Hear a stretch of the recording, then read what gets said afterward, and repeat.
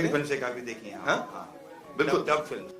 कुछ यहाँ ढंगा तो है नहीं। जब से जब से नरसिम्हा साउथ साउथ सुपरस्टार का इंडस्ट्री का साउथ इंडस्ट्री का हीरो बॉलीवुड में जब ये गाना गाया था कि रॉकी रोड फिल्म आया था ताकि इसका क्रेज बढ़ चुका है। और सलमान खान का किंग फिल्म में यही सौ भोजपुरी साउथ के इंडस्ट्री का रॉकी रोड फिल्म किए थे। ये हीरो साउथ वाला बोल रहे थे जब इनसे पूछा गया कि खेसारी लाल भोजपुरी में किसको माना जाता है तो इन्होंने बोला कि यहाँ पवन खेसारी जैसे एक्टर को माना जाता है क्योंकि इन लोग ही फिल्म बनाते हैं और इन लोग भी साउथ माना जाना जाता है। और साउथ फिल्म भी एक है और सलमान रवि किशन जो बार बार इस इंडस्ट्री में आते रहता है कभी बड़ाई करते हुए नजर आए।